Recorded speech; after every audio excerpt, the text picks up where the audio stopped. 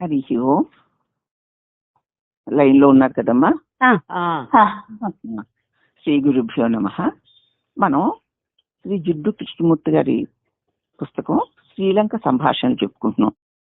దానిలో జీవితం అంటే పరస్పర సంబంధము, కార్యాచరణము అన్న అంశాన్ని గురించి చెప్పుకుంటున్నాం అమ్మా. దాన్ని నిన్న మనం 17వ పేజీలో ఉన్నామని చెప్పానా? 18 చెప్పాలి. 18వ పేజీలో ఉన్నానా? 17 పూర్తయింది, 18వ పేజీలో ఉన్నాం. ఆయన చెప్తున్నాడు, శ్రీలంకలో సంభాషణలు ఇవి. అయ్యలారా, మన మనస్సులు రాను రాను దిగజారిపోతున్నాయి, యాంత్రికములుగా మారి ప్రవాహంలో కొట్టుకుపోతున్నాయి. మన మనసులు ఒక యంత్రాలుగా మారిపోయాయి. అంతే కొట్టుకుపోవడమే. ఆ యంత్రాలకి ఇప్పుడు ఒక యంత్రం ఉందనుకోండి, ఆ యంత్రానికి ఎలాగ దాన్ని ఫిక్స్ చేసామో ఆ రకంగా అది పనిచేస్తుంది, అంతే, ఇంకొక రకంగా చేయదు. అలాగే మన మనసు కొన్ని రకాల వాసనలతో ఫిక్స్ అయిపోయి ఉంది. దానిలో ఏమున్నాయో అది ఇంకా అలా ఫాలో అయిపోతున్నాయి. ఇప్పుడు యంత్రమే కదా మరి. మన మనసు యాంత్రికంగా మారిపోయింది, ప్రవాహంలో కొట్టుకుపోతుంది. ఉన్న ఇల్లు కూడా కొట్టుకుపోతూ ఉంది. మీకేదో ఉద్యోగం ఉండొచ్చు, ఇల్లు ఉండొచ్చు, అన్ని రకాల వస్తువులు ఉండొచ్చు, కానీ ఆంతరంగికంగా మీరు దారి తప్పిపోయారు, తికమక పడిపోతున్నారు. ఎందుకంటే ఏది స్పష్టంగా లేదు. దేనిని నమ్మాలో తెలియడం లేదు, దేనిని నమ్మకూడదో తెలియడం లేదు, ఏది చెయ్యాలో తెలియడం లేదు, ఏది చెయ్యకూడదో తెలియడం లేదు. అందుకోసం ఆలోచన యొక్క ప్రాధాన్యాన్ని తప్పకుండా అర్థం చేసుకోవాలి. అంటే ఏం చేయాలి? నా ఆలోచన దేనిని పట్టుకుని తిరుగుతూ ఉంటుందో అదే నాకు ఆచరణ యోగ్యం అనిపిస్తుంది కదా. ఇప్పుడు అసలు ఇది ఆచరణ యోగ్యమేనా, ఈ ఆలోచన సరిగ్గా ఉందా అని ఎవరు ఆలోచించట్లా. మనకి మన ఆలోచన మీద డౌట్ రావట్లేదు, అంచేత మన ఆచరణలన్నీ తికమకగా ఉన్నాయి అంటున్నారు ఈయన. అందుచేత ఆలోచన యొక్క ప్రాముఖ్యాన్ని మనం తప్పకుండా అర్థం చేసుకోవాలి. మనం ఆలోచన మీద ఆధారపడి జీవిస్తున్నామా లేదా? మనం ఏది చేసినా ఆలోచన మీద ఆధారపడవలసిందే. ఆధారపడే చేస్తున్నాం. నాకు ఇలా అనిపించింది కాబట్టి చేస్తున్నాను, అవునా? అనిపించడం అంటే ఆలోచనే కదా. అంతే. అయితే ఆలోచన పరిమితమైనది కాబట్టి మన జీవితము కూడా పరిమితమైందే కదా. ఆలోచన పరిమితమైందే కదా. ఎంతసేపు కొంతసేపు ఉంటుంది. నిన్న అవునన్నది వేళ కాదంటుంది, వేళ కాదంది రేపు అవునంటుంది. మరి దాన్ని ఎలా నమ్ముతావు నువ్వు? నిన్న ఎంతో గొప్పది అని చెప్పినటువంటి ఆలోచన ఆ రకంగా మన చేత ఆచరింపజేసి వాళ్ళు ఇచ్చి అది దరిద్రం అని చెప్పి ఆ క్రియను మాన్పించేస్తుంది. అంటే ఏమిటనమాట? ఆలోచన పరిమితులకు లోబడి ఉంటుంది, సంఘటనలకు లోబడి ఉంటుంది, దాని ఇష్టాల మీద ఆధారపడి ఉంటుంది. కాబట్టి మన జీవితం కూడా పరిమితమైంది, అసంపూర్ణమైంది. అసలు మనం జీవిస్తున్న జీవితం నిండు జీవితం కానే కాదు. మనం ఎప్పుడైనా ఈ ఆలోచనల ప్రభావము లేని నిండు జీవితాన్ని కొంచెమైనా రుచి చూపించగల దేనితోనైనా మనం మన జీవితాన్ని సఫలం చేసుకుందామని ప్రయత్నిద్దాం. కొంచెమైనా పూర్ణంగా ఏ ఆలోచనల యొక్క తికమకలు లేకుండా ఉన్నటువంటి నిండుదనాన్ని కొంచెమైనా రుచి చూడగలమా? అప్పుడు మనం మన జీవితాలను సఫలం చేసుకుందాము అని కూడా మనం ప్రయత్నిస్తున్నాం. ఇప్పుడు మనం చేసే సాధకులమైనటువంటి జిజ్ఞాసులమైనట్టు మనం చేసేది అదే. నా మనసు కుదురుగా లేదు, స్థిరంగా లేదు, ఏది చేయాలో నాకు తెలియడం లేదు, ఏది చేయకూడదో నాకు తెలియట్లేదు, ఏది ఒప్పో నాకు తెలియట్లేదు, ఏది తప్పో నాకు తెలియడం లేదు, తికమకలుగా ఉంది. ఈ అన్ని ఆలోచనల యొక్క ప్రభావమే. కాసేపు అవుననుకుంటూ కాసేపు కాదనుకుంటూ, ఇది నిజమేనేమో ఇది కాదేమో అనుకుంటూ ఈ ఆలోచనల ప్రభావాలకు అనుగుణంగా జీవిస్తున్నాను అంతే తప్ప ఏ తికమకలు లేకుండా. ఎప్పుడైనా కొంచెమైనా ఈ ఆలోచనల అడ్డంకులు లేకుండా ఉన్నటువంటి ఆ పూర్ణత్వాన్ని ఎప్పుడైనా నేను రుచి చూడగలనా అన్న దాన్ని పొందడం కోసం మనం ప్రయత్నం చేస్తున్నాం. అవునా? అవును. అవునమ్మా. మనం దేనికి ప్రయత్నం చేస్తాం కూడా మనకు తెలియట్లేదు. ఈ విధంగా మన జీవితం ఒక ఎడతెగని పోరాటం అయిపోయింది. మన లోపలను మన బయటను గల ఈ పోరాటాన్ని ఇక తోదముట్టిద్దామా? అది మిమ్ములను మీరు అర్థం చేసుకున్నప్పుడే సాధ్యమవుతుంది. అది మిమ్మల్ని మీరు అర్థం చేసుకోవడానికి సిద్ధంగా ఉన్నారా అని అడుగుతున్నారు ఆయన. అయితే మరి ఆ అర్థం చేసుకోవడంలో ఎవరో మత గురువులు చెప్పిన దాన్ని గాని, ఎవరో మనస్తత్వవేత్తలు చెప్పిన దాన్ని గాని, ఎవరో పండితులు చెప్పాడని గాని కాదు. అర్థంలో మిమ్మల్ని మీరు చూసుకున్నప్పుడు అది మీకు అర్థం అవుతుంది. నిన్నే చెప్పాను కదా, ఈ గ్రహణం గురించి మా ఆయన గారి తీరును మన తీరు ఎలా ఉందో. ఎవరు చెప్పినా ఆయన వినడు. నేను హాయిగా ఉన్నాను, నిజంగానే ఉన్నారు కదా. మరి మనం ఎవరో ఒకరు చెప్పింది వింటాం, పట్టుకు వేలాడతాం, ఇలా చేయాలి అలా చేయకూడదు ఎదురుతూ ఉంటాం. మనకంటే వాళ్ళే నిశ్చింతగా ఉన్నారు. అవునా? అంటే నీ భ్రష్టు పట్టు పొమ్మంటారా అని కాదు, నువ్వు నీ ఆలోచించు. నీకు దేనిని గట్టిగా పట్టుకుంటావో దాని పట్ల భయం ఉంటుందమ్మా. అవునమ్మా. నువ్వు దాన్ని పట్టుకోకపోతే భయం ఉండదు, హాయిగా ఉంటావు. తెలియని వాడు శ్మశానంలోకి, ఇది శ్మశానం అని తెలియకపోతే అర్ధరాత్రి కూడా వెళ్ళిపోతాడు. వాడిని ఏ దెయ్యాలు పట్టుకో. ఇది శ్మశానం అని తెలిసిందనుకో, ఆ తెలిసిన వాడు చస్తే వెళ్ళాడు, వెళ్ళాడో దెయ్యం పట్టుకు తీరుతుంది. ఎందుచేత? ఆ దెయ్యం, అక్కడ దెయ్యాలు ఉంటాయి, రాత్రిపూట వెళితే పట్టుకుంటాయి అన్న నీ నమ్మకం. దెయ్యం వచ్చేసి పట్టేసుకుంటుంది. అదొక శ్మశానం, అక్కడ దెయ్యాలు ఉంటాయి పట్టుకుంటాయి అన్న ఆలోచనే లేదు అక్కడికి. హాయిగా నడుచుకు వెళ్ళిపోతున్నాడు. అంటే నీ భావాల యొక్క, నీ నమ్మకాల యొక్క బలాన్ని బట్టి ఈ భయాలు, భయరహిత స్థితులు ఉన్నాయని అర్థం అనమాట. ప్రతిదే ఈ దెయ్యాలు ఇదిగా ప్రతిదే అలా చూసుకోండి. ఏ ఆలోచనలు, ఏ నమ్మకాలు, ఏ భయాలు లేకుండా ఉత్తగా అలా ఉంటాను అని ఎప్పుడైనా మనం చూసుకుందాం అంటున్నారు ఈయన. ఎవరో చెప్పినట్టు కాదు, ఒక్కొక్కళ్ళు ఒక్కొక్కటి చెప్తారు, అలా కాదు, నీకు నువ్వు చూసుకో. అది ఎలా ఉంటుందంటే, మీకు ఇతరులతో గల సంబంధమే అద్దంలో మిమ్మల్ని మీరు చూసుకున్నట్లుంటుంది. అలా చూసుకుంటే అదేంటంటే, అద్దంలో మిమ్మల్ని మీరు చూసుకుంటే మీ ప్రతిబింబం కనపడుతుంది కదా. ఇప్పుడు మనం చూసుకోవాలంటే మనకి ఇతరులతో గల సంబంధమే ఆ అద్దం. నేను పలానా వ్యక్తితో ఎటువంటి సంబంధం పెట్టుకున్నానో అట్లాగు నాకు ఆ వ్యక్తి కనిపిస్తాడు. అవునా? అనే కదా మనం అంటాం, అలాగే కదా అనుకుంటాం మనం. వాడు చెడ్డవాడు అని చూస్తే చెడ్డవాడు కనపడుతున్నాడు కదమ్మా. అవునమ్మా. మంచివాడు అని చూస్తే మంచివాడు కదా. నాకైతే నిన్న ఈ సత్సంగం పూర్తి ఇప్పుడు వరకు కూడా ప్రతి వ్యక్తిలోనూ నేను చూసుకుంటున్నాను. అక్కడ నువ్వు చూస్తున్న వ్యక్తిని కాదు, నీ మనోభావాలని వేసి చూస్తా. ఎన్నోసార్లు చెప్పాను, నీ భావాలు దాని మీద వేసి చూస్తున్నారు. ఒకసారి వేళ కొత్తగా కృష్ణమూర్తి గారు చెప్పారనా, వేయొద్దు, ఉత్తగా చూడండి, ఏ భావాలు పెట్టుకొని ఎవరిని చూడొద్దు. ఒకవేళ చూస్తున్నామంటే నీ భావాలే అక్కడ నీకు అద్దంలో ప్రతిబింబంలాగా నీకు ఆ వ్యక్తిలో కనపడుతున్నట్లు కనపడతాయి. నిజానికి ఆ వ్యక్తి కాదు, అతని పట్ల నీకున్న భావాలన్నీ కూడా నువ్వే, నీ ప్రతిబింబమే అది. నేను నువ్వే చూసుకుంటున్నావు, నువ్వు అతన్ని చూస్తున్నాను అనుకుంటున్నావు.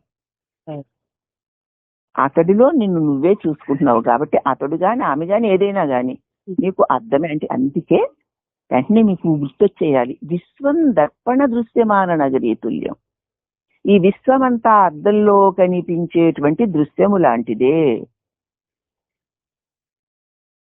నీ మనోభావాలకు అనుగుణంగా పశ్యన్ ఆత్మని మాయయా బహిర్వో, నీలో ఉన్న భావాలే నీకు వెలుపల జగద్ రూపంలో కనిపిస్తుంది. నీలో ఉన్న భావాలే వెలుపల వ్యక్తి రూపంలో కనిపిస్తున్నాయి.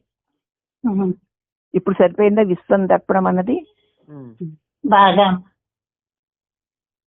అందుచేత మీకు ఇతరులతో గల సంబంధమే అద్దం. ఆ అద్దంలో చూసుకోవడమే మీ గురించి మీరు తెలుసుకోవడం. ఇంతకీ మీరెవరు? ఎందుకు ఇలా ఉన్నారు? ఈ విషయాలు ఎందుకు ఆలోచిస్తున్నారు? ఒక వ్యక్తిని చూసినప్పుడు నీ మనోభావాలతో ఆలోచిస్తూ ఆ వ్యక్తిని ఎందుకు చూస్తున్నావు నువ్వు? ఎందుకు ఇలా చూస్తున్నారు మీరు? ఇవన్నీ మిమ్మల్ని మీరు చూసుకున్నప్పుడు మీకు తెలుస్తుంది. అవును కదా? అదొక ఆకారము, అదొక వ్యక్తి, ఒక శరీరము.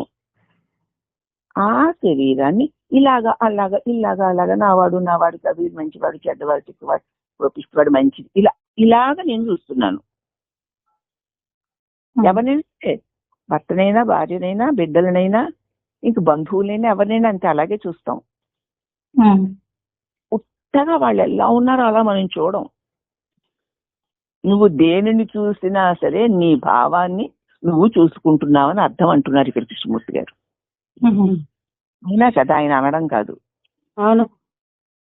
నన్ను నేనే చూసుకుంటున్నాను. నిన్ను నువ్వు చూసుకుంటే నీ బొట్టు చెరిగిపోయినట్టు అద్దంలో కనిపిస్తే దాన్ని నువ్వు తుడుచుకోవాలి కదా. సరి చేసుకుంటాను. నువ్వు దేని వల్ల డిస్టర్బ్ అవుతున్నావు, దేని వల్ల చేతల బాధలు అవుతున్నావు, దేని వల్ల దుఃఖాలు పడుతున్నావు చూసుకుంటే నువ్వు సరి చేసుకుంటావు. అవి నా భావాలే, నా భావాల వల్లనే నాకు ఈ బాధ కలుగుతుంది, ఎవ్వరి నుంచి నాకే బాధ రాదు. అదే సరి చేసుకోవడం. నీ భావాల్ని తీసేయడం అంటే ఎలా తీసేస్తావు? నీ భావాలేమో నీ గతపు గుర్తుల వాసనలో ఉన్నాయి, అవే ఆలోచనలుగా మారాయి, అవే వెలుపలు నీకు కనపడుతున్నాయి. మరి ఇప్పుడు ఏం చెయ్యాలి, ఎలా తీసేయాలి అన్నది ఇప్పుడు కృష్ణమూర్తి గారు చెప్తారు. నేను ఇదంతా చెప్పినా నేను ఇది మీకు మళ్ళీ రిమైండ్ చేయడానికి చదివానమ్మా. మానవ జాతి యొక్క చరిత్ర, దాని యొక్క కథ అంతా మీరే. అంటే మీరు ప్రతి ఒక్కరూను, మనందరం కలిసే మానవ జాతి. అందరి చరిత్ర కలిపి మానవ చరిత్ర. ఆ మానవ చరిత్ర అనేటువంటి పుస్తకం మీరే. ఏ మార్గదర్శకుడు గాని, మత గురువు గాని, వేదాంతి గాని అవసరం లేకుండా మీ అంతా మీరు చదువుకోగలిగిన పుస్తకం మీ మస్తకమే. ఇప్పుడు ఏ పుస్తకం కావాలి? నువ్వు కళ్ళు పుచ్చుకొని కూర్చో, లేకపోతే కళ్ళు తెరిచి చూసి కూర్చో. ఒక వ్యక్తి అలా, నీకు తెలిసిన వ్యక్తి అలా వెళ్తున్నాడు, అతడి పట్ల నీ భావాలు ఎలా ఉన్నాయి చూసుకో. ఒక బంధువు, వాడి పట్ల నీకు ఏమీ లేకుండా మహారాణిలాగా ఏమీ లేవు. వీడా ఫలానా వెంకన్నండోయ్, వాడు గొల్లాడు కదూ, వీడు మనవడు, వీడి పెళ్ళం వాడితోటో లేచిపోయింది అని చూస్తావు. ఏమీ లేవట. అవునా కదా? వేసినప్పుడు భావం వేసినప్పుడు ఉంటాయి, లేకుండా ఉన్నప్పుడు హాయిగా బాగానే ఉన్నా. నువ్వు వేయకుండా ఉండవు కదా. మనిషి చూసేసరికి భావమే వస్తుంది. భావం వేయకుండా చూస్తే నీకు అసలు సత్సంగంలోకి రావక్కర్లేదు. ప్రతి వ్యక్తిని అంతే భావంతో చూస్తావు, ప్రతి వ్యక్తిని భావంతో చూస్తావు. భావం నీది, అక్కడ ఉన్నది రూపమే, దాని మీద నీ భావాన్ని అద్ది చూస్తావు. అంచేత దీన్ని నువ్వు ప్రతి ప్రపంచ దృశ్యాన్ని చూస్తున్నప్పుడు నీ దృష్టి ఎలా ఉందో ఏ ఏ వ్యక్తుల పట్ల, ఏ ఏ దృశ్యాల పట్ల, ఏ ఏ సంఘటనల పట్ల నీ దృష్టి ఎలా ఉందో చూసుకో. అలా చూసుకోవడమే నీ హృదయంలో ఉన్న పుస్తకం. నిన్ను నువ్వు చదువుకో అన్నారు దాన్ని. అంతే. ఈ శాస్త్రం చదివాను, ఆ శాస్త్రం చదివాను, ఈ పుస్తకం చదివాను, అది చదివాను, ఇది చదివాను. ఒక ఆయన వచ్చి చెప్తున్నారు భగవాన్ దగ్గర,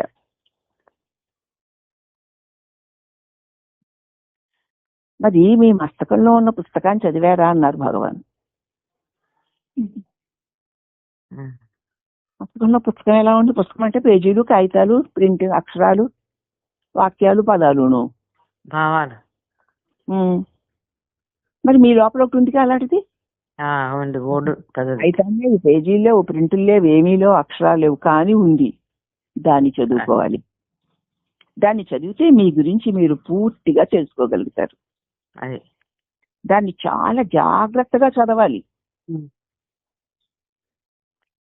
అలా చదవకపోతే అందులో సూక్ష్మాతి సూక్ష్మ విశేషాలను, జరిగే కార్యక్రమాలను జాగ్రత్తగా గమనిస్తూ వినకపోతే మీరు ఆ పుస్తకాన్ని చదవలేరు. ప్రతి క్షణం ఏ దృశ్యాన్ని చూస్తున్నా, ఏ శబ్దాన్ని వింటున్నా దాని పట్ల మీ అభిప్రాయం మీరు చూసుకుంటూ ఉండాలి. నిత్యం అలర్ట్ గా ఉండాల్సిందే.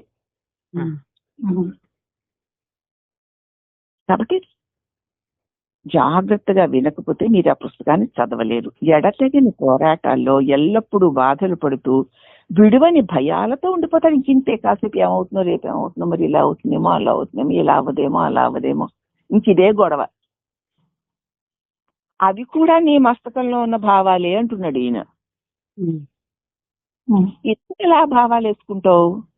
ఉన్నట్టుండలేవా? అందువల్ల తెలివి, శ్రద్ధ గల మనిషికి జీవిత గ్రంథాన్ని చదువుకోవడం వల్ల ఎంతో లాభం ఉంటుంది. నా జీవితం అనే గ్రంథాన్ని గతాన్ని నుంచి ఇప్పటి వరకు ప్రతి సంఘటన పట్ల నేను, నా భావాలు, నా అభిప్రాయాలు, నా ఇష్టాలు, నా రాగాలు, నా ద్వేషాలు, నా వ్యవహారాలు, ఇదంతా కలిపే కదా నా జీవితం. నీ భావాల్ని, నీ రాగాల్ని, నీ ద్వేషాలని, ఇష్టాలని పక్కన పెట్టు.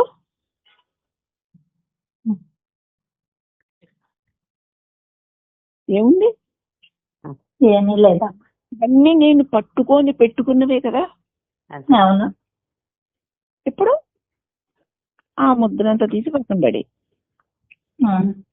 ఇలా చదువుకుంటే నీకు ఈ రకంగా గ్రహిస్తే నీకు జీవితం తేలికైపోతుంది. ఈ జీవిత కథ నీ ఊహ, ఇప్పుడు మనం ఇదెలాగ ఊహా ప్రతిమ కాదు. అది నేను ఫలానా అనే నీ ఊహలో భాగం. ముందు నేను ఫలానా అన్నావు, దానిలో భాగాలే నీ జీవితంలో ప్రతి అనుభవాలు, ప్రతి నిర్ణయాలు, ప్రతి వ్యక్తుల పట్ల అభిప్రాయాలను. దాన్ని మీరు చక్కగా చూడగలగాలి. అంటే దాని అర్థం మీ ఆలోచనలను, మీ ప్రతిక్రియలను, మీ అనిశ్చిత పరిస్థితులను, మీ అసుఖాన్ని అతి శ్రద్ధగా చూస్తూ గమనిస్తూ ఉండాలి మీ లోపల. దాన్ని బాగా వింటూ తెలుసుకోవాలి. ఏమంటుందో మీ మనసు వింటూ తెలుసుకోండి. అందులోనే మీకు సమాధానం దొరికి తీరుతుంది. అయితే మరి శ్రద్ధగా వినడం అనే కళ మీకు రావాలి. అదే మీ మనసు చేసే భాషణలన్నిటినీ శ్రద్ధగా విను. అదే గొప్ప గ్రంథం. ఇతరులు మాట్లాడే మాటలు, ఎప్పుడో మాట్లాడిన మాటలు, ఇలా అవన్నీ మళ్ళీ మళ్ళీ నెమరు వేసుకుంటూ దానిలో పడి దొర్లుతావే తప్ప నీ మనసు ఇప్పుడు ఏం మాట్లాడుతోందో దాన్ని, అంతులేని మాటల స్రవంతి కదా మన మనసు. అది ఏం మాట్లాడుతుందో చూడు, శ్రద్ధగా విను. అలా వినగలగడం పెద్ద కళ.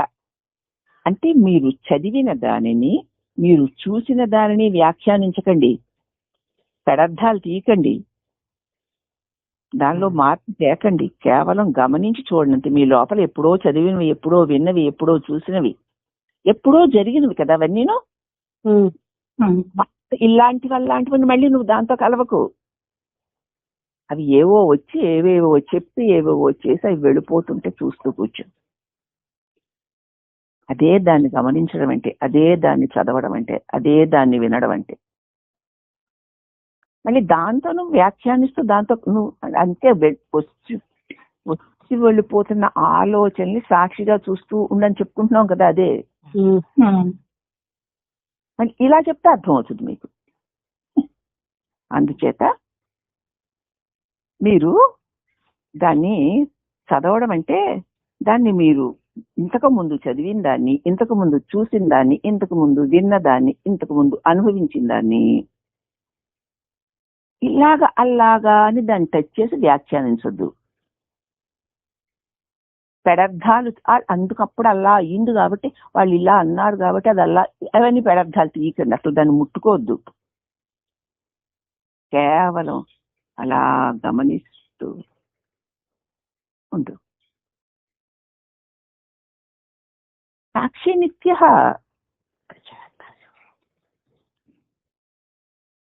మరి దానికి చిదాకాశం అని పేరు పెట్టకండి, పళ్ళు రాలిపోతాయి. ఎవడు పెట్టమన్నాడు పేరు?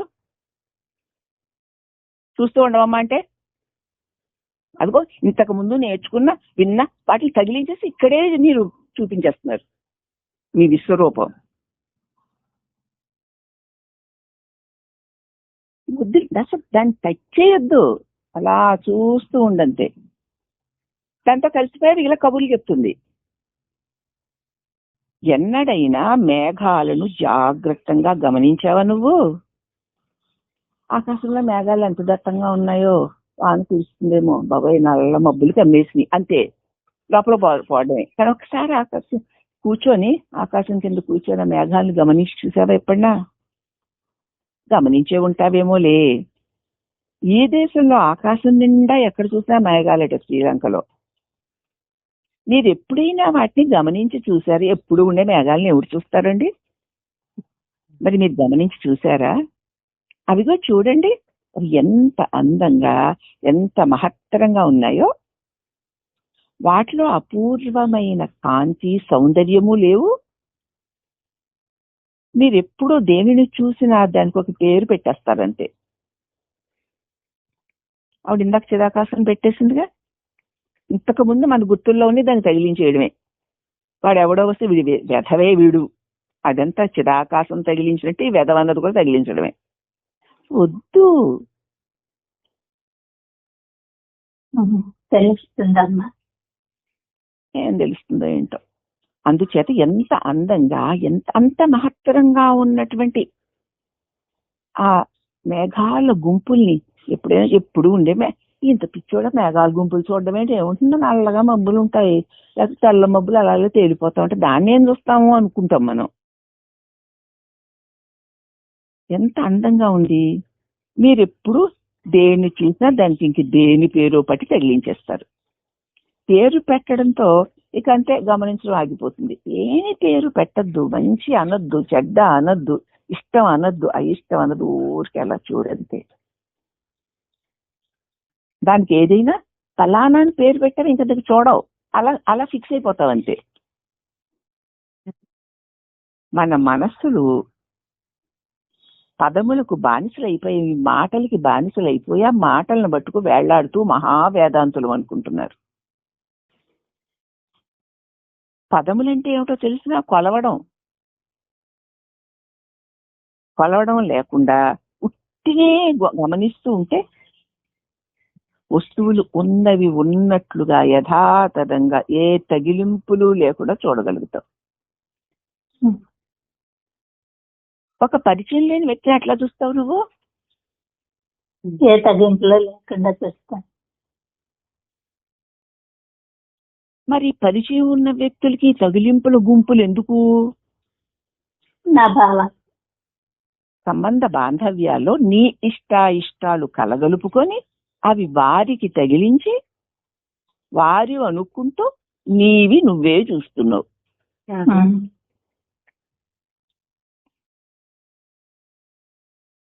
కాబట్టి మిమ్మల్ని మీరు గమనించుకోండి చాలు.